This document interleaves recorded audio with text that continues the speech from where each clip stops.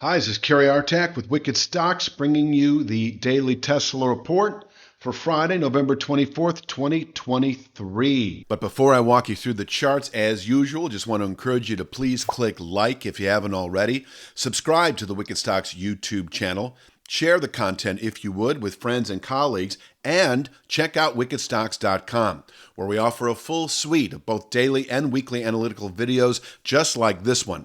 Daily analysis in the SPY and the Triple Q, that is the S&P 500 and NASDAQ 100 ETFs.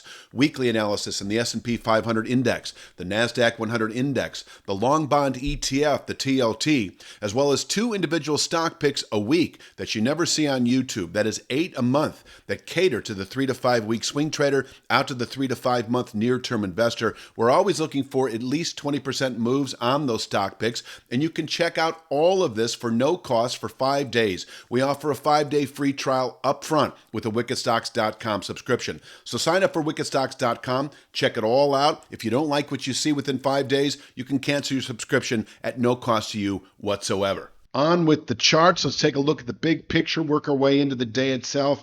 The big picture, the weekly chart shows us sort of the extreme in terms of longer term resistance and longer term support. About 6-7 weeks ago to 6 weeks ago, we settled below this 10-month channel bottom that is now at 263.62. That is our long term resistance area. We actually happen to still anticipate this over the next few weeks. I'll get to that in a moment. And 176.82 is our longer term support, both able to contain buying well into possibly through the first quarter of next year. There was a point where we were expecting 176.82 when we settled below this 10-month channel bottom. But after forming this low about a month ago, the market proceeded to rally to its new descending 1/3 speed line, which is trend defining. And we actually topped out there for over a week before closing above it about a week and a half or so 2 weeks ago.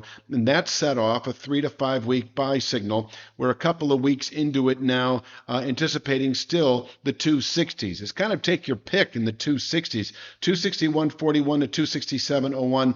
This is the area I'll be using, this band of channel resistance, as our objective and sellable area. Sellable through December into January. We can fall off from here. And whether we see this area anytime soon or not, I think will have much to do with whether we do close above this 246.68, 50% upside retracement level that you can see here today. I don't know if we'll see that mark today.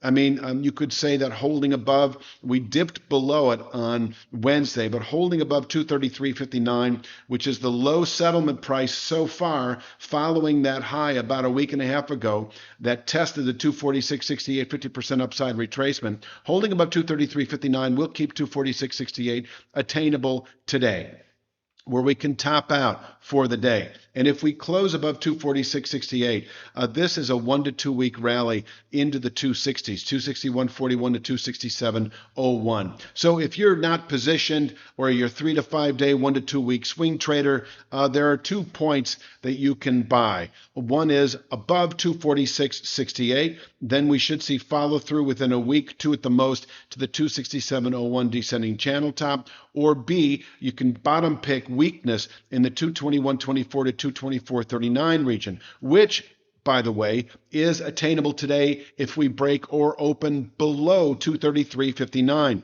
231.02, 226.32, both respectable minor points. All the minor points are respectable, able to contain intraday activity. But in terms of the most, pivotal level, so to speak, that is 233.59 still. Breaking or opening below it, 221.24 to 224.39 in reach, where we can bottom out through next week. And from here, round back up within 2 to 3 weeks or so, rally back into the 267.01 longer term resistance area. Now, and I don't see this today, but if we were to close below 221.24, I think we've got a good high through December. Yes, on the way down, that speed line at 212.17 is likely to contain session weakness, possibly several days of trade.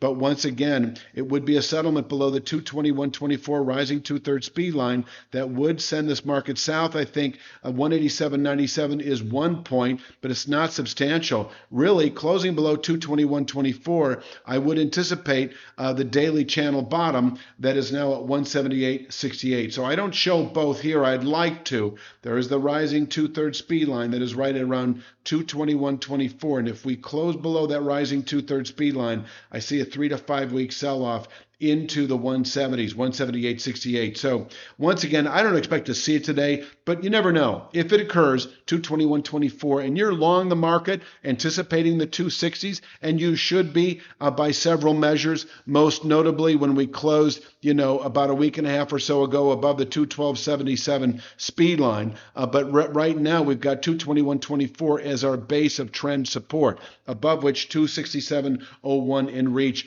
over the next few weeks. But if we close below 221.24, I don't see a good reason to be long Tesla if your time horizon is anywhere from 3 to 5 days out to 3 to 5 weeks. Within 3 to 5 days, we should fall to the 212.77 descending one-third speed line, and within 3 to 5 weeks, we should fall to the 178.68 descending channel bottom, where, FYI, we could bottom out well into, possibly through, all of Q1.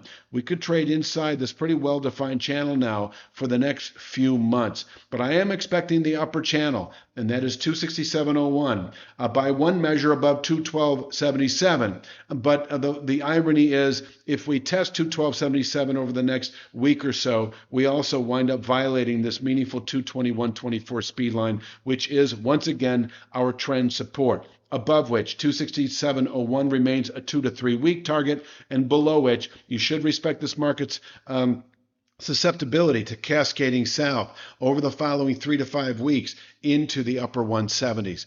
I think I've said it all. That's all that needs to be said for today. Once again, if we close above 246.68, stay long into the 260s where profits can be taken. I'll leave it at that for Friday's Tesla Report. I'll be back Sunday afternoon with Mondays. You have a great weekend.